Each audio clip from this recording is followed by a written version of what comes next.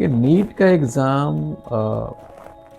मई में होने वाला, मई फर्स्ट वीक में। और अभी क्या है, बहुत सारे बच्चे को ऐसा लग रहा है या कभी-कभी आपको ऐसा फ़ील होता होगा कि अब छोड़ देते हैं, जो होगा सो देखा जाएगा। क्योंकि हुआ क्या है कि सिलेबस जो है बहुत हो गया, काफ़ी हद तक आपका कंप्लीट हो गया है। अब आपको रिवीजन करना है। जैसे ही आप रिवीजन के लिए बैठते हैं तो आपको सिलेबस पूरा पहाड़ जैसा दिखता है, और उसको देखने के बाद आपको लगता है कि छोड़ो यार, जो होगा सो होगा, जैसे चल रहा है चलने देते हैं। ऐसा मन में भाव आपका अभी आ रहा होगा। तो मैं आपको बता रहा हूँ कि इस तरह का भाव सबके मन में आता है। ऐसा नहीं कि सिर्फ़ आपके मन में आ रहा है, सबके मन में ऐसा भाव होता है कि अब छोड़ ही देते हैं, अब जो होगा सो देखा जाएगा। अब मेहनत भी कम करना, मेहनत भी मतलब पहले से कम हो जाता है आप लोगों का। लेकिन बहादुरी इसी में है कि लास्ट लास्ट तक आपको लड़ना है। लास्ट लास्ट तक लड़ाई जारी रखना है। लड़ाई में जीतोगे, हारोगे, ये आपके हाथ में नहीं है। तो अभी छोड़ने से काम नहीं चलेगा। अभी थोड़ा-सा मन को शांत करो, शांत करके एक प्लान बनाओ आप।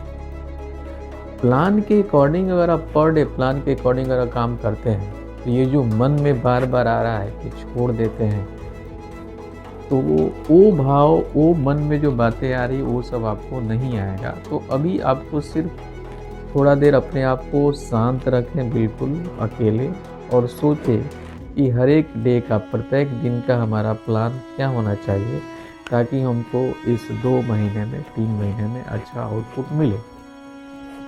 अगर आप प्लान बना लीजिएगा, जैसे ही प्लान आप बनाएँगे तो चीज़ें बहुत ही हल्का हो जाएगा, आपको लगेगा कि अब हमसे हो जाएँगे। और प्लान बनाने के बाद एग्जीक्यूशन एक बहुत बड़ा फैक्टर हो जाता है। एग्जीक्यूशन अगर नहीं होगा तो भी दिक्कत होता है। एग्जीक्यूशन करने बैठिएगा तो हो सकता है कि प्लान के अकॉर्डिंग आपका काम ना हो। 100% जो प्लान हुआ है उसमें 50%, 40%, 60% ही आपका कंप्लीट होगा।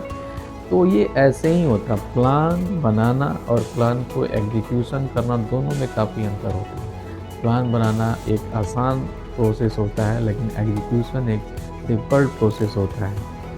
तो प्लान जो भी आप बनाते हैं 50%, 60% भी कंप्लीट हो जाता है, मतलब आप अच्छे कर रहे हैं।